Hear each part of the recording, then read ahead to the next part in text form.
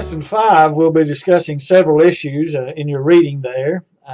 Lesson 5 will involve the work of providence, the doctrine of the providence of God, and also the essential human nature. In other words, we'll be talking about God's providence, and we'll also be talking about the doctrine of man.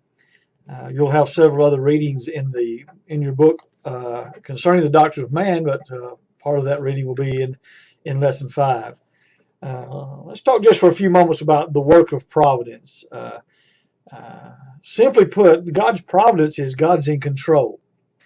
God is the creator of the universe. He created everything. There's nothing out there that He did not create. In the last lesson, we talked about creation ex nihilo. That means out of nothing. In other words, there's no pre-existing matter that exists eternally alongside God. As a matter of fact, there's nothing that exists eternally alongside God. God is a personal, existing being who exists and sustains Himself, and He is the only eternal being. He is not nothing that exists alongside of Him. So God didn't create out of something that's pre-existing. God created everything that exists. He is the creator God. Now, that means that God's in control of everything. There's nothing out there, whether it's carbon, hydrogen, oxygen, phosphorus, sulfur, or whatever is beneath all those atoms, as we try to study in physics and quantum mechanics. Whatever's underneath all of that, God created. It didn't exist alongside of God. So God's in control of everything. One of the best scriptures to talk about God's providence is in Genesis there in Joseph, when Joseph is sold into slavery in Egypt. His brothers sell him, and years go by, and finally Joseph's brothers have come back to Egypt because the land's in a famine. And of course Joseph's already down there, and he's been taking care of Egypt because God placed him there, and he has set up the granary and the food, and he has all this ready. So when his own brothers get down there needing food, they don't know who Joseph is, and they're there in front of Joseph. And finally, when they find out who Joseph is, they're afraid because they're the ones who sold Joseph into slavery. So obviously they're afraid that Joseph's going to get some retribution, if you will, on his brothers for selling him into slavery, because Joseph's now in power and they're under his authority. Joseph says these words to his brothers. He said, "You meant it for evil, but God meant it for good." Somehow, out of the free will of Joseph's brothers, they chose to sell their own brother into slavery. But apparently Joseph even sees that even they meant it for evil, but somehow God had providential control over every bit of that, and therefore Joseph was able to say, "You meant it for evil, but God meant it for good." That's God's providence. Now, when you think about God's providence, that brings up some philosophical problems, and that's where everybody gets into a lot of heat a lot of times. In other words, you've got man's free will and you got God's providence. And how do you reconcile the free will of man and the sovereignty of God? And of course, as you well know, that creates a lot of heat. I would like to suggest to you that most of that heat is useless. There's a lot of people fighting, Calvinism, Arminianism. They're fighting over these things. And some people attempt to do away with God's sovereignty to save man's free will. Others philosophically try to do away with God's sovereignty to save man's free will. I would like to suggest, and you'll see in your reading and other readings out there, that biblically you don't want to do away with either one. As a matter of fact, to save man's free will, you don't have to do away with God's sovereignty. Because God's big enough and infinite enough to give me a free will and still be sovereign over it. As a matter of fact, you don't have to do away with man's free will to save God's sovereignty. God's sovereignty doesn't need to be saved, and free will is not antithetical to it. In other words, they're compatible. Those ideas are compatible. You say, well, Scott, how does that work? How do you explain God's sovereignty and man's free will? I'm going to give you 3 words that I have found as a great blessing to me in ministry, especially in the work of theology. In fact, these 3 words I'm going to give you right now are very important words that will really bless you, and I think would bless a lot of people. When you ask me how do I reconcile God's sovereignty and man's free will, here are the three words. I don't know. There's some things I can't. In other words, God's infinite. I can't explain that. So all I can tell you is that philosophically I can't reconcile the two. But I can tell you that if you do away with God's sovereignty, you'll actually lose free will. And if you do away with man's free will, you can't explain God's sovereignty, because bottom line is we've got a sovereign, infinite God who created us in his image. God's a choice maker. Therefore, in his image, we're a choice maker. We're not sovereign. We're not infinite. But I'm not going to do away with his sovereignty to save my free will. Let me quote to you the Westminster Confession. The Westminster Confession, speaking about the providence of God, says these words. It says, God is sovereign and completely sovereign and a determiner of all things. Yet God's sovereignty and determinism does not do away with man's free will. Yea, it establishes it. Now, I quoted the Westminster Confession for a reason. That's a Calvinistic statement. But the bottom line is even in that statement, it's telling you that we can't do away with man's free will. In fact, God's sovereignty doesn't do away with man's free will. It establishes it. What we need to quit doing is arguing so much over this issue and rest in the sovereignty of God and realize that the sovereign God of the universe gave us a free will. And without it, we wouldn't be free anyway. Now, again, that creates a lot of philosophical problems, and most people who are arguing over these issues are arguing philosophy and not theology anyway. We have a sovereign God who gave us a free will. He's providential over everything. Another issue that arises in God's providence, though, and when we're discussing God's providence and sovereignty, is the issue of the theodicy. You'll read that in your books a little bit too. The theodicy is the issue of evil. In other words, if God is sovereign, then how is there evil in the world? If he created everything, then why is there evil out there? Well, by and large, you have three choices. The first choice is God's not sovereign and he's not in control. He's not in control. So therefore, evil has an existence of its own, and God can't control it. So that belief system says God's not in control. Well, if God's not in control, then we've got another problem. Another choice in the issue of evil is God's evil himself. He's just sadistic.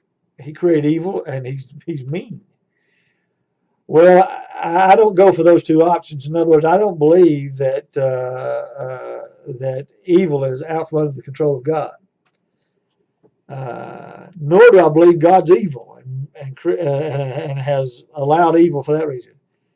But a third choice says that God is sovereign and has allowed us to have a free will. And in allowing us to do this, he's allowed evil. In other words, in allowing us to choose evil, he has allowed evil to exist. I believe it has to do with him giving us a free will. Now, again, there's a lot of philosophical issues in there, but for some reason, God's working all this out for good. I'll go back to Joseph. Joseph told his brothers, you meant it for evil. Out of their own will, they chose and did evil there. You meant it for evil. But apparently Joseph understood that in all of our free will, God was still sovereign over that, and in some way working even that out for our own good. So God's allowed evil for his own glory, his ultimate purposes. Those issues always have philosophical problems. But we're going to rest in the sovereignty of God. And we're also going to rest in the fact that that sovereign God gave man a will. And he's great. God is awesomely infinite and omnipotent and beyond my understanding. That's why I have to trust him. And I trust God in the issue of his sovereignty. And I trust God in the issue of my free will. And I trust God in the issue of the theodicy, evil, and how God's working. God is to be trusted, and we trust Him in all these things. The second issue that we deal with in your lesson today is the issue of our human nature. And several little issues I want to discuss with you concerning the doctrine of man and human nature here, real quickly. We want to discuss the origins of human and man's nature and the origin of the soul. Real quickly, the origin of humanity has been discussed quite often throughout the years. It's an important issue. Uh, Evolution says,